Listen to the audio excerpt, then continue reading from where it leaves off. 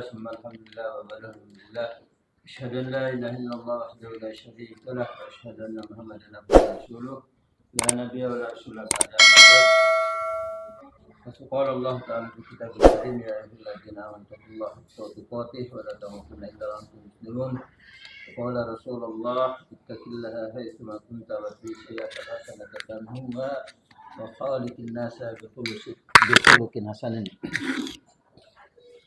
Hanifidin, Bapak dan Ibu-ibu yang dirahmati Allah Subhanahu wa taala. Alhamdulillah di sore yang mulia ini kita bisa berkumpul kembali, tidak lain dan tidak bukan kecuali untuk bersilaturahmi. Karena silaturahmi ini diantaranya memiliki keutamaan. Yang pertama memperluas rezeki dan diantaranya juga memperpanjang umur. Ya. Semoga dengan adanya silaturahmi ini Allah memperluaskan rezeki kita dan kita selalu diberi kesehatan oleh Allah Subhanahu wa taala. Kemudian salawat serta salam kepada junjungan kita Nabi akhir zaman, penutup para nabi, Muhammad bin Abdullah al-Mustafa sallallahu alaihi wasallam, ahli baitnya, sahabatnya, tabi'in, tabi'ut tabi'in, dan siapa saja yang berusaha untuk mengikuti jejak beliau Rasulullah SAW. Dan semoga kita di antara umatnya yang berusaha di samping mencintainya dengan lisan dan juga mengikutinya dengan amal perbuatan. Segala sunnah-sunnah beliau yang beliau contohkan. Asyhadu an la ilaha illallah wahdahu la syarikalah wa asyhadu anna Muhammadan abduhu wa rasuluhu sallallahu alaihi wasallam. Allahumma sholli wa sallim wa barik ala habibina al-Mustafa Sayyidina Muhammadin wa ala alihi wa ashabihi wa man tabi'ahum bi ihsanin ila yaumiddin. Laqad qala Allah ta'ala fi kitabihil karim ba'da na'udzu billahi minasyaitonir rajim. Ya ayyuhalladzina amanu taqullaha haqqa tuqatih wa la tamutunna illa wa antum muslimun. Puji syukur senantiasa kita haturkan kehadirat Allah Subhanahu wa taala bahwa satu nanti kita semua ini akan mengalami satu keadaan yang sama. Baik kita orang soleh, lebih-lebih orang kafir. Yang keadaan itu adalah keadaan di mana kita semua menyesal. Kita semua menyesal terhadap satu keadaan yang dulu atau sekarang atau kemarin kita tidak bisa memanfaatkannya dengan sebaik-baiknya dalam beramal soleh. Keadaan itu yang disebut oleh orang itu an-nadam, penyesalan. Ada pepatah mengatakan sesal dahulu itu suatu kebaikan, sesal kemudian tiada berguna. Contoh umpamanya real di masyarakat kita, mudah-mudahan tidak termasuk kita ya. Sudah tahu kewajiban sholat itu.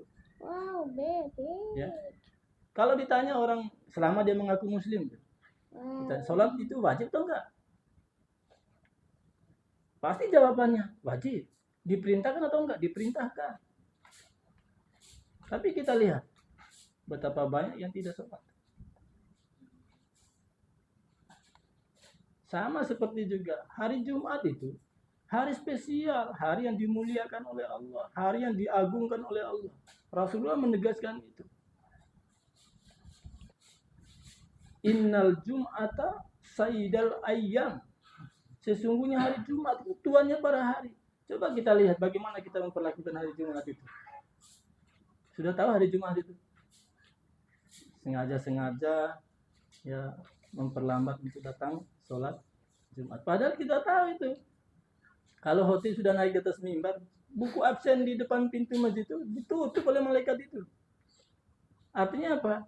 Luput kita hari itu dicatat untuk sebagai peserta yang hadir dalam sholat. Lalu apa yang semestinya kita perbuat di sisa hidup kita ini. Kan nanti kita akan menghadapi keadaan ini. Apa persiapan kita? Apa yang mesti kita lakukan? Kalau nasihat seorang ulama Imam Ibnu Rajab ya, Al-Hambali dalam kitab Lataiful Ma'arif itu, beliau mengatakan 3 saja. Yang pertama, ya, banyak mengingat, banyak berzikir. Karena lupa itu, lalai itu, lawannya zikir. Kenapa kita banyak sering lalai? Karena kurang zikir. Ya kan? Gitu saja. Karena kurang zikir, banyak zikir. Banyak mengingat. Apa ingat yang paling kita perbanyak intensitasnya untuk selalu diingat? Kalau nasihat Fudal bin Iyad, aksiru zikrul maut. Ya, perbanyaklah mengingat kematian. Karena keadaan ini yang ditakuti tadi itu. Ya, itu yang pertama. Lalu yang kedua kata beliau, tajdidun niat.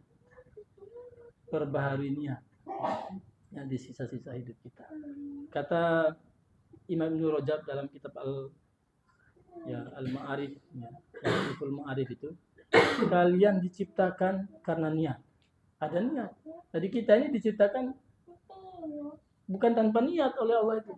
Ada niatnya. Ya, ada tujuannya. Kita semua sudah tahu. Dan kalian nanti akan hidup di atas niat.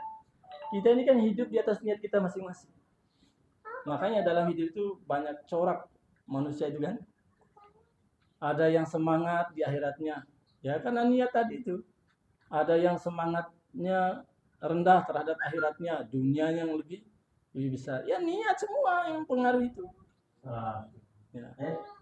Dan kata beliau, kalian diciptakan karena niat, kalian hidup di atas niat, dan kalian pun nanti akan mati di atas niat. Ya kan? Kalian pun nanti, kata beliau, kata Imam Ibnu Rajab ini, akan mati di atas niat. Makanya kita ini mati nanti di atas niat kita. Siapa yang niatnya selama hidupnya di atas kebaikan, dia mati di atas kebaikan. Dan begitu kata Nabi. Seseorang itu mati di atas kebiasaannya. Kan begitu saja, di atas kebiasaannya. Kebiasaan itulah niat itu. Setelah mati, ya kalian juga akan dibangkitkan karena niat.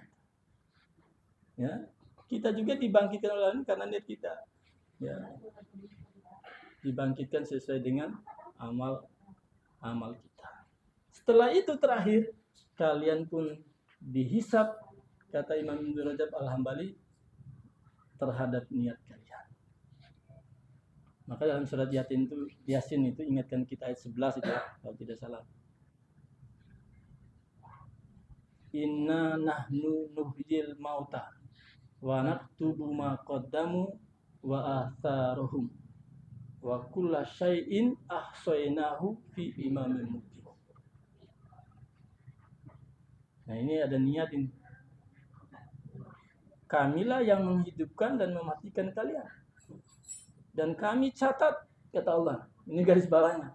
Kami catat apa yang kamu kerjakan. Mungkin yang dapat anak sampaikan nasihat untuk diri saya dan untuk kita semua. Lebih dan kurangnya mohon maaf. Aku qouli hadza wa astaghfirullahi wa lakum. Wassalamualaikum warahmatullahi wabarakatuh.